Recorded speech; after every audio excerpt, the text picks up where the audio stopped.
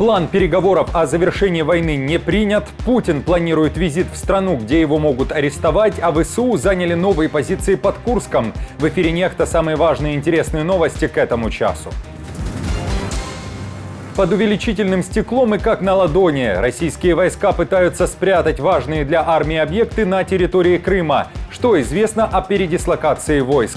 В Крыму собрано больше, скажем так, вкусных и привлекательных для ударов объектов. Нет проекта. Китай и США не смогли договориться о плане переговоров о завершении войны в Украине. Что произошло? Я не могу сказать, что мы действительно добились прогресса в этом вопросе. Друзья, доброе утро. Буду рад вашему лайку, подписке и репосту. Вы прекрасно знаете, что для нас это очень важно. Оставляйте также свои комментарии и спасибо вам за обратную связь. Об актуальных и важных событиях прямо сейчас начинаем. В Харькове продолжают ликвидировать последствия ракетной атаки, которая произошла в пятницу 30 августа. В областной прокуратуре сообщали, что по городу, в частности по жилой застройке, россияне ударили 5 управляемыми авиабомбами. В результате прилетов была повреждена многоэтажка и детская площадка. В первые минуты после обстрела погибла 14-летняя девочка, и она, к сожалению, не одна жертва этой атаки. Кроме того, десятки людей были ранены. Российская пропаганда, как и полагается, обвинила в обстрелах украинского Харькова украинские силы противовоздушной обороны. А уже к вечеру полыхало и в соседнем Белгороде. В РФ заявили о массированном обстреле. Горели автомобили, ТЦ и, как утверждает Гладков, многоквартирный дом. Он же говорит, что в Белгородской области работало ПВО. Российской армии приходится постоянно менять места дислокации в Крыму из-за точных и частых ударов ВСУ. Партизанское движение «Атеш» фиксирует, как военные перемещают на полуострове склады с боеприпасами, топливом и мобильными заправочными станциями. Для этого даже начали строительство дороги возле поселка Тимошовка, сообщает «Атеш». Об уязвимости военных объектов РФ в Крыму и том, как Украина наблюдает за тем, что происходит на полуострове, мы поговорили с военным обозревателем Давидом Шарпом. Дело в том, что Крым является тем местом, где, насколько я понимаю, почти либо вообще не действуют ограничения, наложенные западными странами на использование их вооружений. То есть ни по дальности, ни по конкретным наименованиям. Все свои средства поражения может использовать по Крыму, при этом атакам сможет использоваться очень быстро. То есть если, скажем, ракету Storm Shadow необходимо подвесить на самолет, дать полетное задание. После этого ракета, будучи дозвуковой, где бы ее ни запустили, допустим, с дальности 200-300 километров, еще летит к цели какое-то время. То есть это большая разница, большое время и возможность иногда российской стороне, скажем так, понять, что их атакует, и имея время как-то отреагировать, может даже сменить местонахождение, но пока ракета Storm Shadow летит, допустим, 350 километров. Да, не 350, а 250 километров. Это немало минут. То есть, а вот атакам слетит гораздо быстрее и с гораздо большей неожиданностью. В отличие от территории, собственно, России и в отличие от оккупированных других территорий Украины, в Крыму собрано больше, скажем так, вкусных и привлекательных для ударов объектов. На поле боя в Украине наблюдается эпидемия самоубийств среди российских военных. Судя по всему, россияне порой следуют призывам российских пропагандистов, которые в своих эфирах говорят, что застрелить себя или же подорвать – это хорошо. Потому что парням надо объяснить, что когда он лежит и ждет прилеты FPV-дрона, то пусть стрельнет в себя, пусть не ждет, чтобы он был инвалидом. Украинский проект «Хочу жить», который предлагает россиянам сдаться в плен, опубликовал кадры, как российские солдаты подрывают себя гранатами, либо же выпускают себе пулю в лоб. Этот ролик показать здесь мы не можем из-за правил YouTube, но вы сможете найти его в нашем телеграм-канале. Видео, снятое с дронов, демонстрирует как минимум 100 случаев самоубийства. Напомню, что культ смерти стал одним из главных российских нарративов войны. Друг Путина, патриарх Кирилл, обещал тем, кто положит жизнь на поле боя за Родину, вечную жизнь вместе с Богом в его царстве. Путин собрался с визитом в страну, которая ратифицировала Римский статут и могла бы с легкостью арестовать его, так как ордер на этот арест уже выдан. 3 сентября подозреваемый Международным уголовным судом явится в Монголию, где должен принять участие в мероприятиях к 85-летию победы советских и монгольских вооруженных сил над японцами на реке Халхингол. В Кремле заявили, что Путину бояться нечего. Нет переживаний. У нас прекрасный диалог с нашими друзьями в Монголии. Разумеется, визит, все аспекты визита тщательно готовились. Тем временем Bloomberg пишет, что Путина и членов делегации действительно никто не будет арестовывать, несмотря на то, что Монголия является участником Международного уголовного суда уже 24 года и давно ратифицировала статут. Якобы Кремль получил гарантии. Путин едет в Монголию под гарантией безопасности Китая, сказал Станислав Белковский, бывший политический советник Кремля, а ныне критик правительства. Монголия не пойдет против Китая, хотя и не хочет ссориться с США.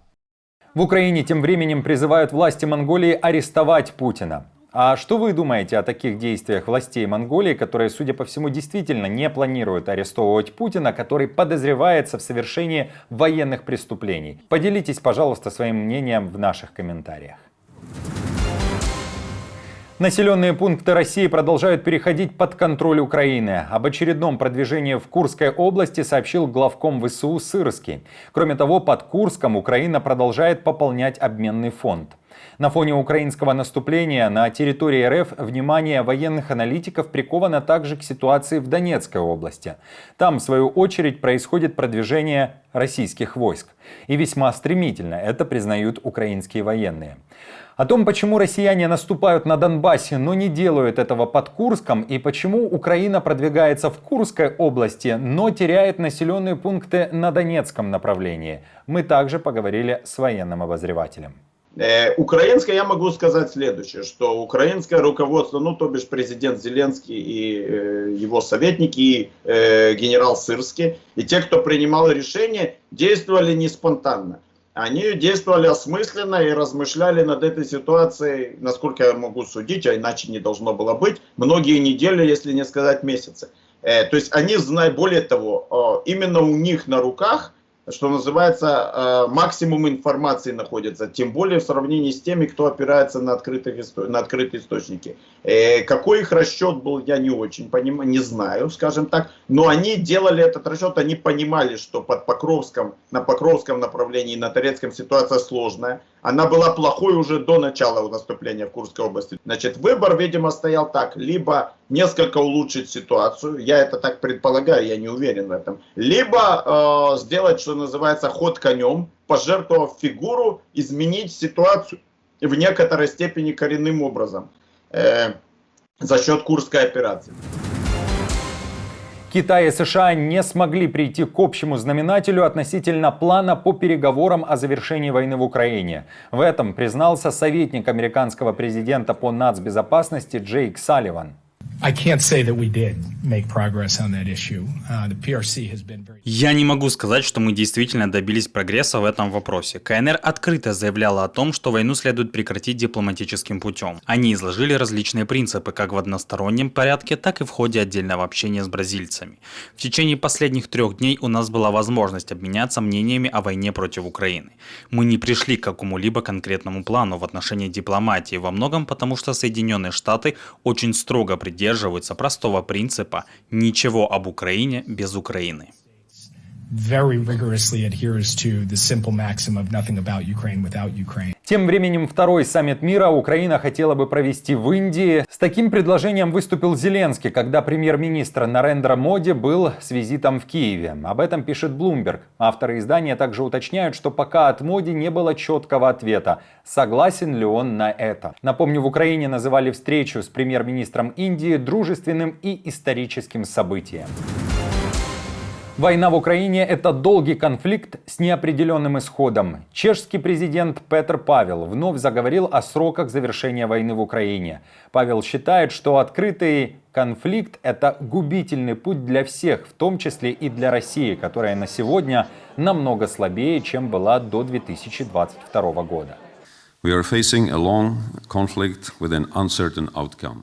Нам предстоит долгий конфликт с неопределенным исходом. Однако время может работать на Украину и в нашу пользу, но только если мы соберемся силами и извлечем правильные уроки из последних 2,5 лет. На данный момент мы имеем дело с Россией, которая по-прежнему считает, что у нее нет причин менять свой курс действий. Чтобы достичь справедливого и прочного мира, мы должны продолжать оказывать Украине достаточную поддержку. To achieve a just and lasting peace, we must continue to provide sufficient. Россия должна прийти к пониманию того, что продолжение этой ошибочной войны больше не будет отвечать ее интересам. Persisting in this misguided war will no longer be in their interest. Забытый и никому не нужный. Лукашенко, который накануне отметил свое 70-летие, получил поздравления лишь от нескольких президентов. В пресс-службе самопровозглашенного отчитали, что позвонил Путин, а еще президенты Таджикистана, Азербайджана, Узбекистана. Кроме того, своего друга набрал Медведев и Валентина Матвиенко. На этом все. Как итог, 6 человек. И добавить нечего.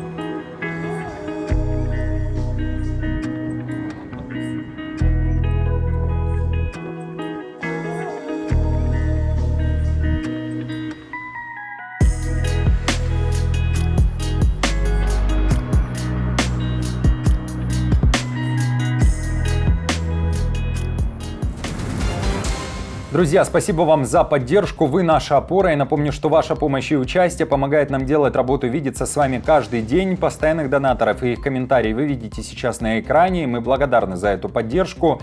Если же вы хотите присоединиться к их числу и можете, то нажимайте на кнопку «Спасибо» под нашим роликом, отправляйте свой донат или становитесь постоянным спонсором нашего канала. Также, если вы находитесь в России и смотрите нас, то пользуйтесь VPN, инструкция находится также в описании.